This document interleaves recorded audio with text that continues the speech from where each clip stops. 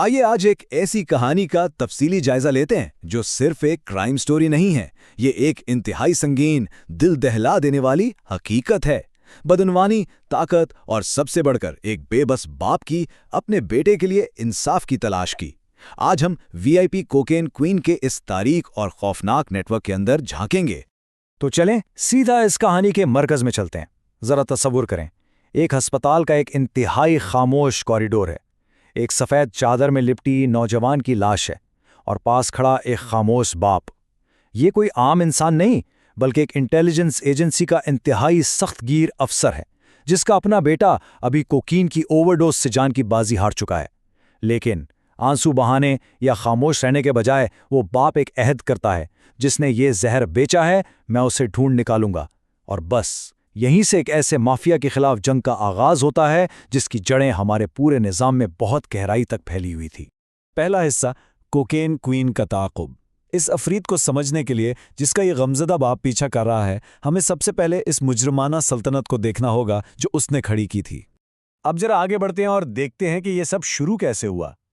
ایک 18 سالہ لڑکی جس کا نام پنکی تھا، جو ایک غریب گھرانے سے تھی اور ماڈلنگ کا خواب لیے شوبز کی ایلیٹ پارٹیوں میں پہنچی تھی۔ وہاں اس کی پہلی شادی ملیشیا میں مقیم ایک گلوبل کوکین سپلائر سے ہو جاتی ہے اور وہیں سے وہ اس دھندے کے گر سیکھتی ہے۔ پھر وہ انٹرنیٹ کی مدد سے فارمولے بدل کر ایک ماہر کیمسٹ بن جاتی ہے اور اپنی ایک state of the art lab بنا لیتی ہے۔ لیکن کہانی یہاں ختم نہیں ہوتی۔ قانون سے مکمل طور پر بچنے کے لیے وہ دوسری شادی لاہور پولیس کے ایک ڈی ایس پی سے کرتی ہے، جس نے راتوں رات اسے قانون سے بالاتر کر دیا۔ دوسرا حصہ، بدعنوانی کی معاشیات۔ آخر اتنی بڑی سلطنت چلانے اور قانون کو خریدنے کے لیے درکار بے تحاشا دولت آئی کہاں سے؟ اب یہاں جو چیز سب سے زیادہ دلچسپ ہے وہ یہ ہے کہ عام کوکین مارکیٹ میں 10 سے 12 ہزار روپے فی گرام بکتی ہے، لیکن اس نے کیا کیا؟ اس نے اپنے زہر کو ایک پریمیم برانڈ بنا دیا۔ گولڈن انمول کوئین کے نام سے اس کا برانڈ 40,000 روپے فی گرام بک رہا تھا۔ ذرا اس منافع کا سوچیں، یہی وہ بے تحاشا دولت تھی جس نے اسے وہ طاقت دی کہ اس نے اپنا پورا کرپٹ نیٹ ورک فنڈ کیا۔ تیسرا حصہ، بدعنوان اشرافیہ کا جال۔ ایک ایسا ناقابل تسخیر نیٹ ورک جو اسے تحفظ بھی دے رہا تھا اور اس کے پروڈکٹ کا خریدار بھی تھا۔ ذرا اس فہرست پر غور کریں۔ بیوروکریسی کے اعلیٰ افسران، پولیس فورس، شوبز کے بڑے ستارے، نامور کھلاڑی اور ہاسٹلز میں رہنے والے امیر طلباء، یہ سب اس کے کلائنٹس تھے۔ اب ایک طرف اس غمزدہ باپ کو دیکھیں جو اکیلا اپنا دکھ سہ رہا ہے، اور دوسری طرف پنکی کی یہ لاؤڈ وی آئی پی دنیا۔ وہ اتنی بے باک تھی کہ کھلے عام سڑکوں پر لاکھوں روپے لٹاتی تھی۔ اگر کبھی کوئی مقدمہ درج ہو بھی جاتا تو کرپٹ نظام کے جادو سے اس کی فائلیں غائب ہو جاتیں۔ چوتھا حصہ، آدھی رات کا چھاپا۔ یہاں سے ہماری کہانی ایک نیا اور انتہائی سنسنی خیز موڑ لیتی ہے جب وہ انٹیلیجنس آفیسر اپنے بیٹے کے قاتلوں کو ڈھونڈنے کے لیے عملی طور پر میدان میں اترتا ہے۔ یہ واقعی ڈیوڈ اور گلیات جیسی ایک شاندار جنگ تھی۔ اس اکیلے افسر نے کوئی اندھا دھند ایکشن نہیں لیا، بلکہ انتہائی منظم طریقے سے اس ناقابل تسخیر نیٹ ورک کو توڑا۔ سب سے پہلے نیٹ ورک کے فون ٹریس کیے، پھر ہائی سوسائٹی کی وی آئی پی پارٹیوں کی کڑی نگرانی کی، اس کے بعد ہوم ڈیلیوری کرنے والے کراچی کے 4 رائڈرز کو پکڑا، اور ان سب کڑیوں کو ملا کر رات کے ٹھیک 3 بجے کراچی کے ایک انتہائی لگژوریس فلیٹ پر ایک زوردار چھاپا مارا۔ اور جانتے ہیں اس چھاپے کا نتیجہ کیا نکلا؟ 1.5 یعنی پورے 1.5 کلوگرام خالصتاً ہاف ڈن کوکین موقع سے برآمد ہوئی۔ یہ کوئی معمولی بات نہیں ہے۔ اس ایک ریکوری نے اس غمزدہ باپ کی مہینوں کی محنت کا پھل دے دیا اور یہ ثابت کر دیا کہ وہ بالکل صحیح راستے پر تھا۔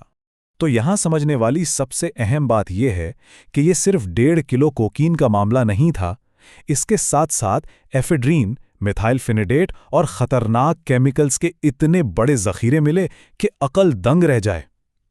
اس کا مطلب ہے کہ وہ فلیٹ صرف بیچنے کی جگہ نہیں تھی، یہ ایک باقاعدہ انڈسٹریل سکیل کی خفیہ لیبارٹری تھی جو اس پورے شہر کی رگوں میں مسلسل زہر گھول رہی تھی۔ پانچواں حصہ، وی آئی پی مجرمہ۔ گرفتاری تو ہو گئی، لیکن ہمارے اداروں کی ناکامی کا جو خوفناک چہرہ گرفتاری کے بعد نظر آیا وہ واقعی پریشان کن تھا۔ ذرا اس عدالت کے منظر کا تصور کریں۔ کیا یہ کٹہرے میں کھڑی کوئی مجرمہ ہے یا ریڈ کارپٹ پر واک کرتی ہوئی کوئی فلمی سیلیبریٹی؟ چاروں طرف میڈیا کا ہجوم ہے، کیمروں کے فلیش لائٹس چمک رہے ہیں اور وہ پورے پولیس پروٹوکول میں بغیر کسی شرمندگی کے وہاں موجود ہے۔ जैसे वो अपने ही किसी मूवी प्रीमियर में आई हो। ये वो लम्हा है जहां एहसास होता है कि हमारा निज़ाम किस हद तक खोखला हो चुका है। छठा और आखिरी हिस्सा, एक शहर जो यरगमाल है। अब हम उस गिरफ्तारी के इन वसी और खौफनाक असरात को देखते हैं जिसने पूरे माशरे को हिला कर रख दिया है। तफ्तीश के दौरान जैसे जैसे राज फाश हो रहे हैं, अशराफिया की नींदें उड़ चुकी हैं। शोबिस के बड़े सितारे, नामवर एथलीट्स, ब्यूरोक्रेट्स और यहाँ तक कि वो पुलिस ऑफिसर्स जो खुद कानून के रखवाले हैं, सबके नाम यगे बाद दीगरे सामने आ रहे हैं। अब पिंकी सिर्फ एक पकड़ी गई ड्रग लॉर्ड नहीं है, वो एक चलता फिरता राज है, एक ऐसा बम जिसका जिंदा रहना इस पूरे करप्ट एलीट स्ट्रक्चर के लिए सबसे बड़ा खतरा बन चुका है। और इसीलिए हम इस इंतहाई खौफनाक ख्याल पर इस जायजे को ख़त्म करते हैं। इस शहर में मंशियात से ज़्यादा खतरनाक चीज़ सिर्फ एक है, वो लोग जो इस कारोबार के राज जानते हैं। अब सवाल ये पैदा होता है कि जब इतने बाअसर लोगों की गर्दनें फंसी हों, तो क्या ये कोकीन क्वीन इतनी देर जिंदा बच पाएगी कि इन सबको कानून के सामने बेनकाब कर सके, या इसके राज हमेशा के लिए उसी के साथ दफन कर दिए जाएंगे? ये एक ऐसा अंजाम है जिसका जवाब अभी मिलना बाकी है।